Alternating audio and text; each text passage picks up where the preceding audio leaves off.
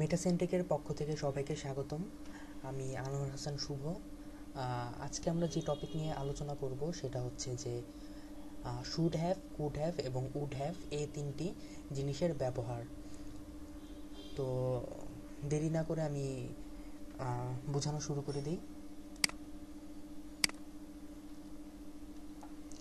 Should have, could have, would have. এখন আমি একটা টেন্স লিখব যেটা হচ্ছে যে present perfect tense. Present perfect টেন্সের স্ট্রাকচারটা হচ্ছে যে প্রথমে সাবজেক্ট থাকবে। আমি ফন্টের সাইজটা একটু বড় করে নিই।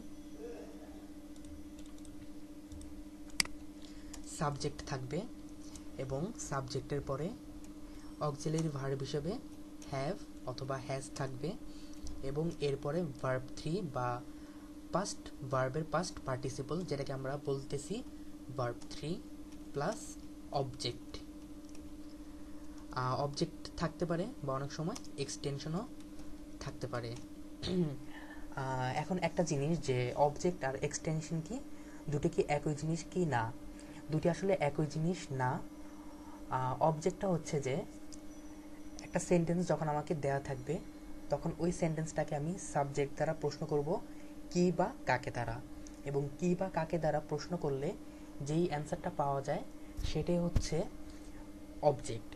যদি এই কি বা কাকে দ্বারা কোশ্চেন করে আমি কোনো অ্যান্সার না পাই তাহলে যেটা থাকবে সেটা হচ্ছে এক্সটেনশন। তো এই জিনিসটা ম্যাক্সিমাম স্টুডেন্টই ভুল করে থাকে যে অবজেক্ট বা এক্সটেনশনকে একই মনে করে। তো আমি একটা সেন্টেন্স লিখি প্রেজেন্ট পারফেক্ট টেন্সে যে I have completed my graduation. যখন আমি এই সেন্টেন্সটা লিখতেছি আমার সাবজেক্ট হচ্ছে হ্যাভ, এরপরে হ্যাভের সাথে যেই অক্সিলারি ভার্ব বসে সেটা হচ্ছে আইয়ের সাথে যে অক্সিলারি ভার্ব বসে সেটা হচ্ছে হ্যাভ, এবং হ্যাভের পরে স্ট্রাকচার অনুযায়ী আমার যে ভার্বটা বসবে সেটা হচ্ছে কমপ্লিটেড অর্থাৎ ভার্ব 3 মাই গ্রাজুয়েশন।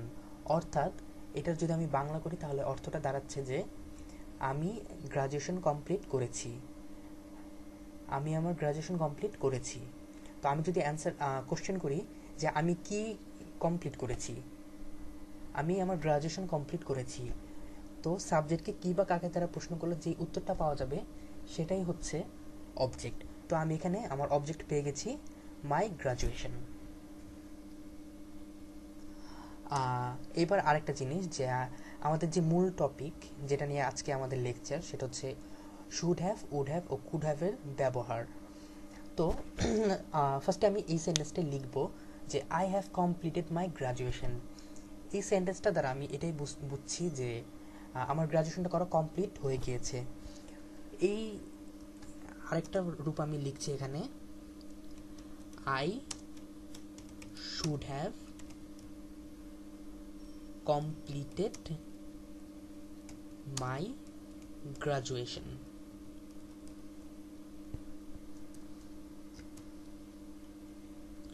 যখনই আমি একটা সেন্টেন্সের মধ্যে শুড হ্যাভ এবং শুড হ্যাভ এর পরে ভার্বের পাস্ট পার্টিসিপল ফর্মটা দেখব তখনই আমি ফার্স্টে এটাই বুঝে নিব যে এই কাজটা করা হয়নি, তার মানে হচ্ছে এই কাজটা হচ্ছে ইনকমপ্লিট।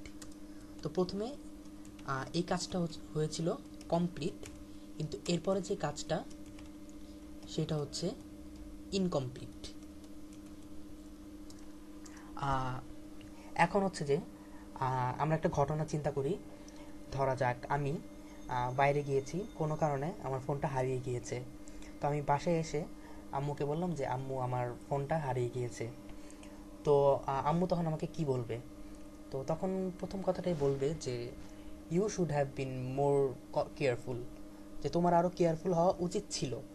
কিন্তু আমি কিন্তু কেয়ারফুল ছিলাম না, যার কারণে আমি আমার মোবাইলটা হারিয়ে ফেলেছি।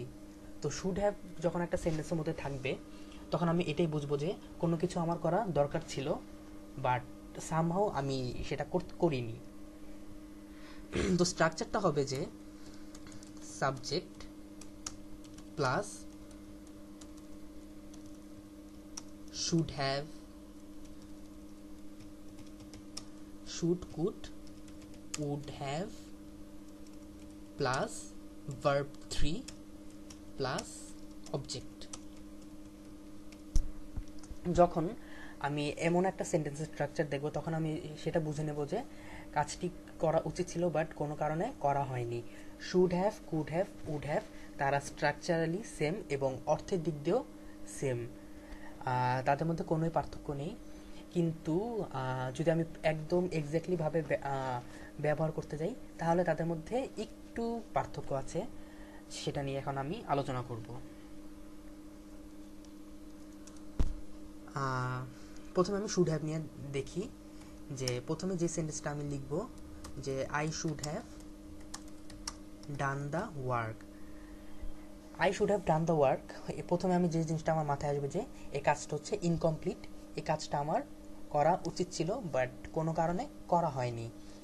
শুড বলতে এটা একটা মোডাল অক্সিলারি, তো এটা হচ্ছে উচিত, যে এই কাজটা আমার করা অবশ্যই উচিত ছিল বাট আমি কাজটি আসলে করিনি, যেটা একদম উচিত অর্থে তখন আমি ব্যবহার করব should have.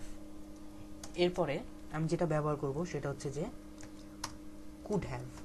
I could have done the work. প্রথমে আমি আসি ক্যান থেকে। ক্যান একটা মোডাল অক্সিলারির এটা হচ্ছে প্রেজেন্ট, ক্যানটা হচ্ছে প্রেজেন্ট টেন্সে ব্যবহার করি আমরা, আর কুডটা হচ্ছে যে ক্যানের পাস্ট টেন্স। তো ক্যান মানে হচ্ছে পারা, কুড মানে বা পারতাম বা পারত। এখানে যে I could have done the work, আমি কাজটি করতে পারতাম বাট কোনো কারণে করা হয়নি। যদি আমি কাজটা করার কোনো ইচ্ছা ছিল আমার বাট কোনো কারণে করা হয়নি, তো সেই অর্থে বোঝাতে আমি ব্যবহার করব কুড হ্যাভ।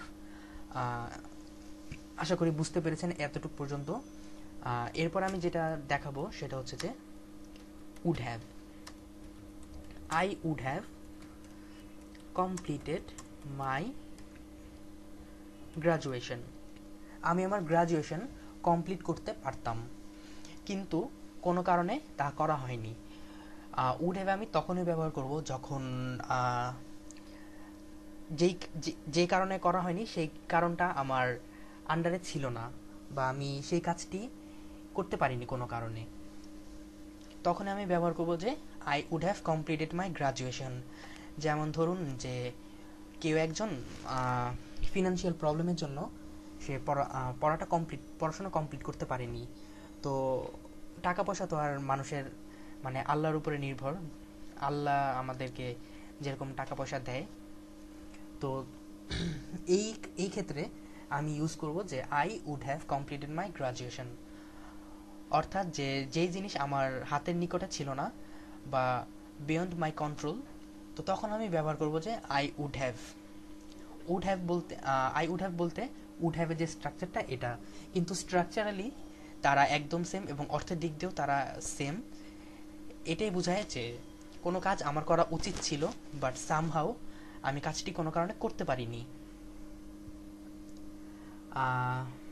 আজকের মতো আমাদের টিউটোরিয়াল এতটুকুই, আশা করি সবাই বুঝতে পেরেছেন। যদি কোনো কিছু না বুঝেন আপনারা কমেন্ট করতে পারেন, আমি রিপ্লাই দিব।